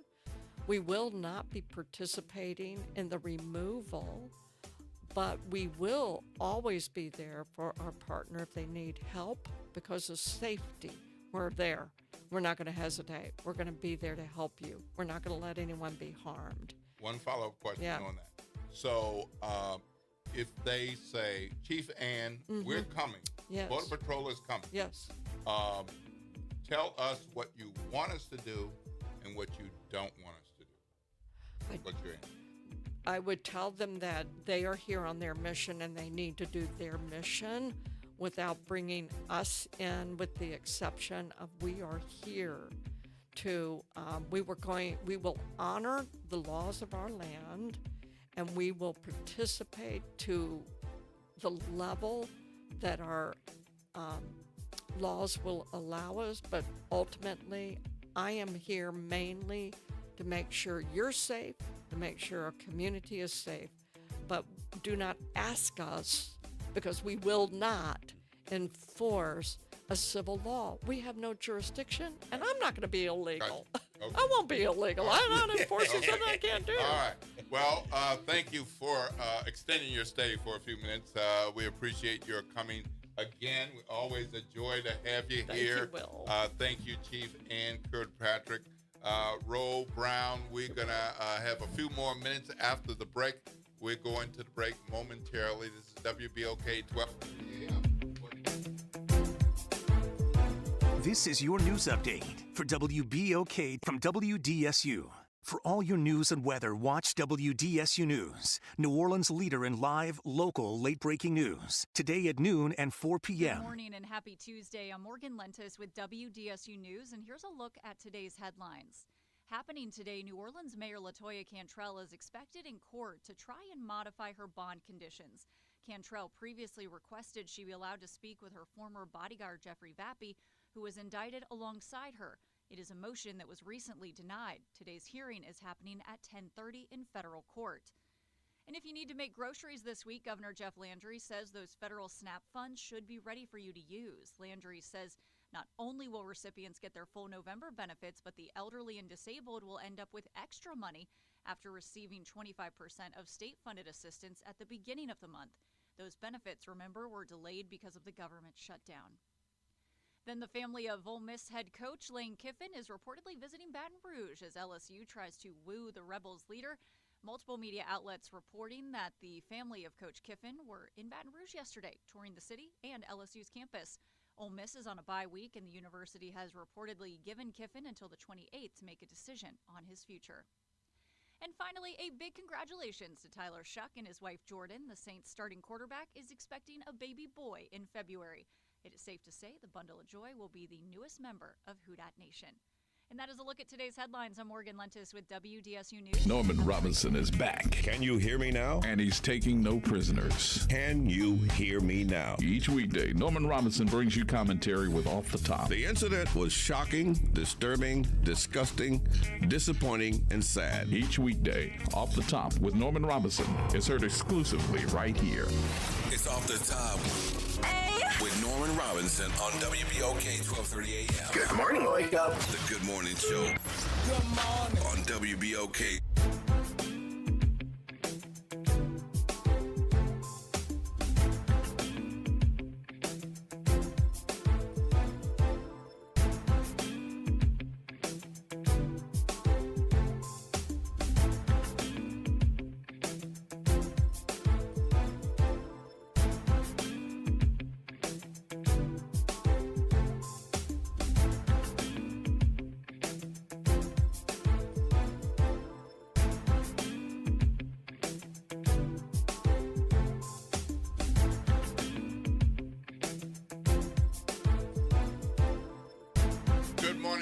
Good morning, and welcome back to the Good Morning Show right here at WBOK 1230 AM. I am Will Sutton, and with me today is Ro Brown. Thank you. Thank you. You're Thank still you. here. I'm glad you came, and you're still here. Yeah, you haven't got rid of me yet. I guess I thing. haven't messed up too much. Well, we just finished the conversation with New Orleans Police Chief Ann Kirkpatrick and learned a few things. We're looking to come out of the consent decree, within 24 hours or so. And we also getting ready for the 9 times second line, and they're asking for help and cooperation. And looks like we're close to a deal on what kind of overtime the police department should have to get us through the end of the year with all of these big events that we have, including pop-ups, and then rolling on into 2026 with carnival season. So we got fiscal problems, but we have to be safe. So we're jumping into conversation with our friend Kathy Hambrick. Welcome back. I'm back. You're no stranger. I feel like I'm not a stranger. You are not a stranger, but here's what, since I've been... you need to have her as your co-host. Yeah, right. Me, okay? That's what you need to have. No, Ro. That's your seat over there. As a matter of fact, I think, we should switch seats. Not unless I'm cloned, okay? Yeah, right. She's got some work to do. My sister's always somewhere doing something. But I will say that, one of the things that I've learned in doing this for the last several months is people listen, and some people listen like every day, and they really do listen all day. And there are other people, they listen to different shows, and then some people who listen, and it's like I catch you when I can. Right. And some people, they listen, and they want to know who's going to be on, and then they listen. And so I realized that everybody doesn't hear everything. So we're going to just give us a 2-minute summary of Kathy Hambrick to update those people. And then we're going to move into the big event. Well, I am, some of your audience know me as the founder of the River Road African American Museum in Donaldsonville, which is 31 years old. Hey, I love it. Started with no public funding. How about that? And still going strong. And then now, as of almost 2.5 years ago, I've been the executive director of the Amistad Research Center, which is the largest independent repository for Black history in the world. Wonderful. And doing a great job. Thank you. Through the challenges and everything, still going strong. Yes. All right, so let's get into it, because I don't want to get to the last few minutes after talking about Black history and then forget the event. Right. So let's roll right into what's been going on the last few days. Apparently there's something happening online, and then the event coming up. Oh, well, fiscal challenges all around us, but I can say that I'm up for the challenge, and seems like my call to action has helped the Amistad, and now we have a joint fundraiser planned for both the River Road African American Museum and the Amistad. We will be honoring your co-host, Ro Brown, for his work in sports journalism and just as a journalist in general, representing Louisiana, and also Tommy Myrick. Hey! Sometimes we don't sing the praises of our own, so what? She doesn't have an Oscar yet from Hollywood. That's okay. It's just as important. We'll call him something else. That's right. And present to her. But we want to say thank you to our local people also who have supported both of these institutions. And Tommy has been a friend for a long time. And Ro, I met recently over the last 3 months. He's just been wonderful in advising me and talking to me about Muhammad Ali, for instance. Yeah. We have an autographed boxing glove signed Muhammad Ali Cassius Clay that is in this auction. Muhammad Ali, Cassius Clay? He signed both names. There can't be many of those. No. And so, because of Ro's work with sports journalism, I was asking him, I said, did you ever meet Muhammad Ali? So he'll have to tell you those stories about Muhammad Ali in New Orleans. But this fundraiser is a joint fundraiser to raise money for both Black history institutions. It's November 20th, this Thursday, at Rosie's Jazz Hall, 500 Valence Street, corner of Valence and Chapatoulas, from 5:30 to 8:30 p.m. Rosie's Jazz Hall, Yeah. 5:30. Yeah. All right. Let me say that, what this lady's doing is really important. And she's really been doing it very well. I mean, it's cut to the chase. Everybody knows Donald Trump took funding away from situations like the Amistad Research Center. Yep. Donald Trump and people like him don't want things like the Amistad Research Center to exist. Right. So that's why they did that. And he can do that. And he did. So that's why it's very important that we need to place situations like the Amistad Research Center into a situation where it doesn't matter who is president. It should exist because we need it to exist. It should, and we should do what it takes for it to exist. And this auction is just a small part of something like that. Yeah. Okay. Right. And like I said, I mean, this lady should be commended for what she's done in a short period of time. Very short period of Very time. short period I of meing, time. losing half your staff. Yeah, and then having to get them back means that she's been doing some stuff, okay? Yeah. And that stuff needs to continue. And like you said, the auction is Thursday, and it's been online since, November 1st? Oh, yes. It's been online since November the 1st. So you can go online, go to the Amistad researchcenter.org, and you can see the information about coming to the auction on Thursday, or you can bid online. And people have been bidding from all over the country. Nice. All over the country. We have an original autograph photo of Nina Simone, original autograph photo of Josephine Baker, lots of Ebony and Jet magazines, Life magazine, a lot of Obama memorabilia, autograph photo of Michelle and Barack Obama. This is an opportunity for you to take a piece of Black history home with you. Yeah. The Amistad can't protect everything. The River Road African American Museum cannot exhibit everything. We are not selling these items from our collections. This is from my brother Harold Hambrick's private collection from Los Angeles. There will be 90 items, including ankle shackles purchased on Highway 61 near Woodville and St. Francisville. If you've never seen, I just see them. If you've never seen shackles that were used on the ankles of people who were enslaved, you could actually own a piece of this history to teach your children and to share with your family. History is not always ugly either. Right. Yeah.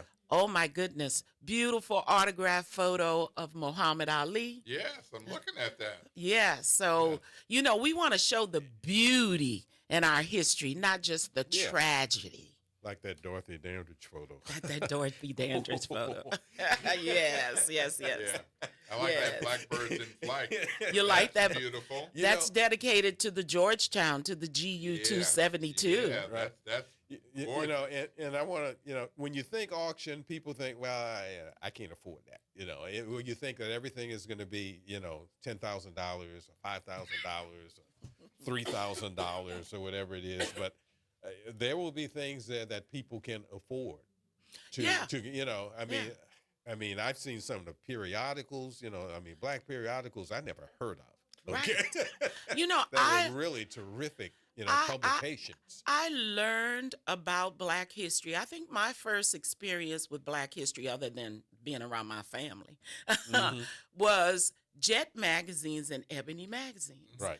I couldn't wait for those magazines to be delivered, and I would sit on the floor, age 5, 6 years old, look at the beautiful pictures, try to read every page. The older I got, that's where we learned. That was our media source, right? Right. That was our internet. It was, absolutely. Yes.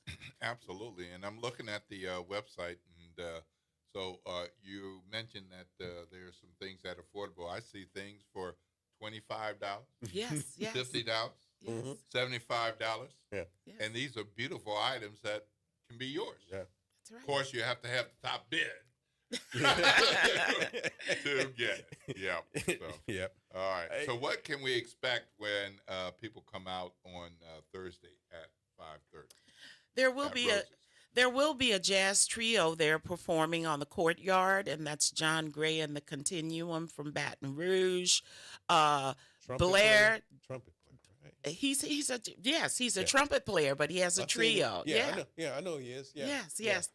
He plays often with the Michael Foster's Project. Yes, but John is coming and lending his services of his band. They've been longtime friends of the River Road African American Museum. Of course, Tommy Myrick will be there. Roe will be there. Kim Boyle, our board president, my brother Daryl Hambrick, my family will be there representing the H2H collection. I want to say thank you to my nieces and my sister-in-laws who said, Kathy, Harold always said you would know what to do with all this stuff.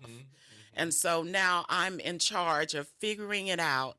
And my family decided that we want to share this with the rest of the world, not keep it locked down in a safe, in storage. Here's an opportunity for you to own a piece of Black history and teach your children from the pages of these periodicals and artifacts that you can have. So have. that's being incorporated into what's happening Thursday? Yes. That's pretty nice.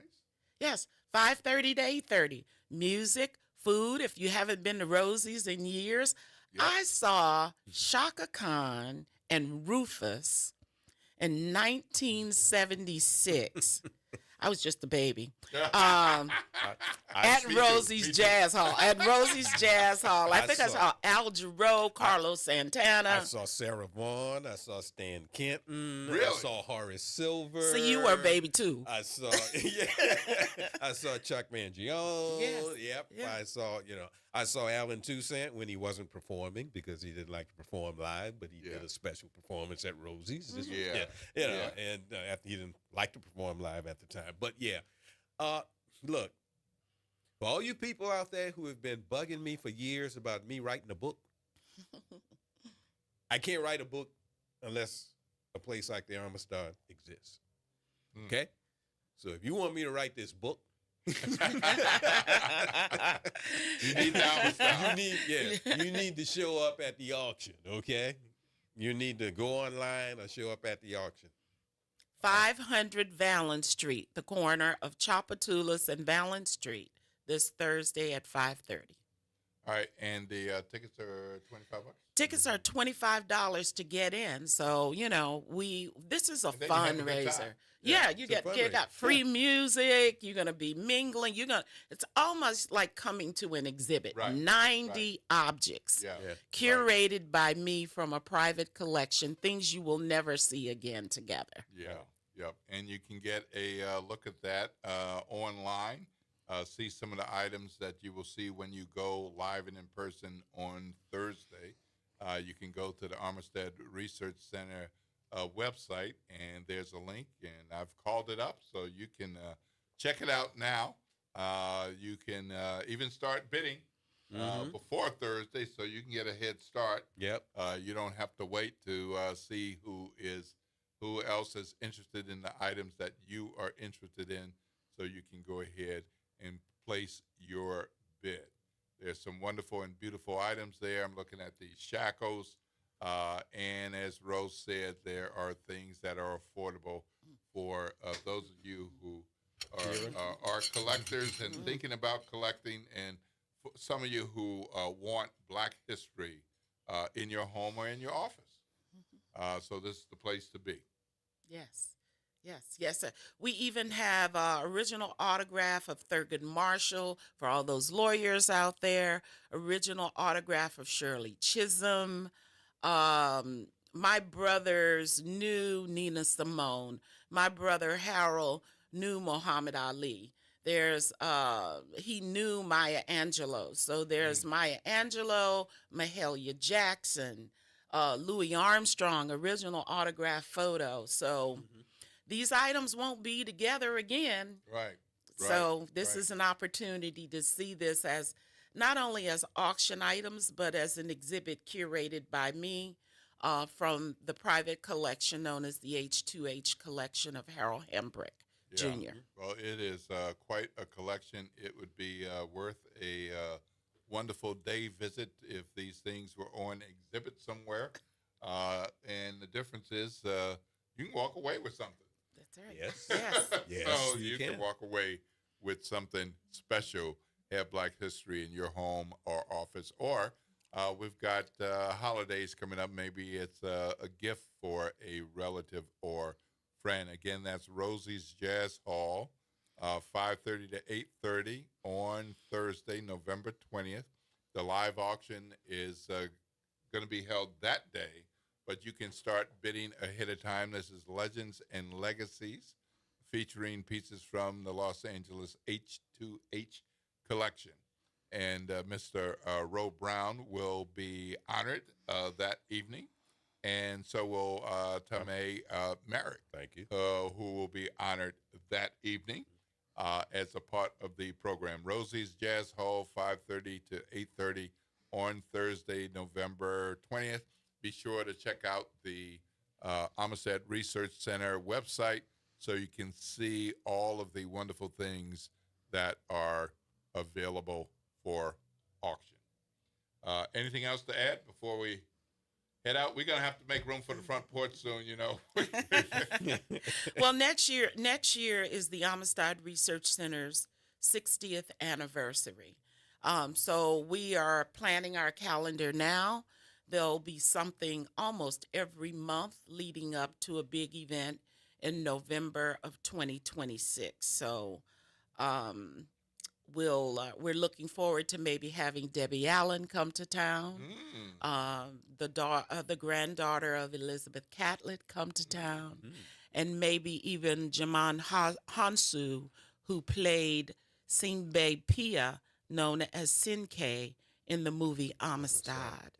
So, stay in touch. Next year, there'll be a lot going on to celebrate our 60th anniversary as I raise money for the long-term sustainability of the Amistad. This is not about year to year raising money. This is not about having enough money to get through the Trump administration. This is about preserving this Black history at least for the next 20 years. How about that? And you can help us reach our goal. All right. Well, thank you so much, Kathy Hambrick, for being with us this morning on the Good Morning Show. And congratulations, Ro, for that special honor that will be bestowed on Thursday evening. Thank you. We are at the end of the Good Morning Show. We want to thank Elwin and Reverend Rick Kastner and Kelly and Reverend Calhoun. I know we didn't get you, but we'll get you on tomorrow morning, I'm sure. And so hold on to that thought. He'll be on later today. He'll be on later today? He'll call. Okay, all right. Well, great. He'll And get we his want to shot. thank Dr. Sherry Agwo. Watch out for the diabetes. She gave us some good education and knowledge that we need to be aware of and live by. And, of course, Chief Ann Kirkpatrick, our New Orleans police chief, gave us an update about how crime is going in the city, the update on the consent decree, and the update on overtime and staffing as we get into a busy season of significant events and activities, including pop-ups that aren't planned. Right. And, of course, our friend Kathy. Thank you so much. One more time, Rosie's, Thursday, 5:30 p.m., 25 bucks. And online auction is live now. Just go to the Amistad Research Center website, and then Rosie's, 5:30 p.m. on Thursday. This is WBOK, 12:30 a.m., what New Orleans is talking about all day long.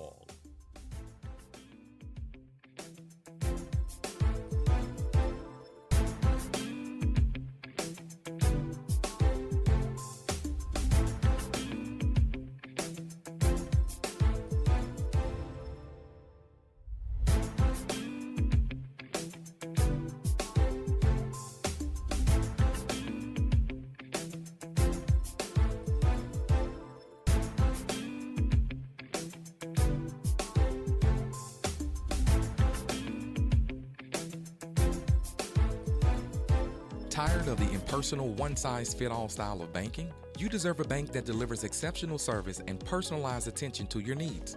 That's the Home Bank Standard. Since 1908, Home Bank has been a trusted financial partner for businesses and families because we go the extra mile to help you reach your goals. See for yourself why Home Bank is good for business, good for life. Stop by any New Orleans area location or find out more at home24bank.com. Home Bank, member FDIC. A message from the Greater New Orleans East Business Alliance. New Orleans East is primed for economic development and growth. The East has an abundance of commercial space and vacant land available. The opportunity for development is endless. Come be a part of the economic rebuild. For more information, please give us a call at 504-957-3568. That's 504-957-3568. Building a strong New Orleans East makes a stronger New Orleans. Visit DePaul's new Algiers Health Center at 2801 General de Gaulle Drive to receive primary and preventive care for both adults and children. Services also include behavioral health, imaging, and on-site pharmacy, vision, Medicaid enrollment assistance, and more. For appointments, visit DePaulCommunityHealthCenters.org or call 504-207-3060. A message from the community scientist. Do you live or work in St. James, St. John, St. Charles, Ascension, Calcasieu, Baton Rouge, or St. Bernard Parish? You may be exposed to harmful chemicals like phthalates, BPA, and flame retardants found in everyday products but linked to serious health risks. That's why the Community Scientist, a program of Rise St. James, brings you clear, science-based facts that protect your health and our environment. Stay informed, stay empowered. Visit risestjames.com.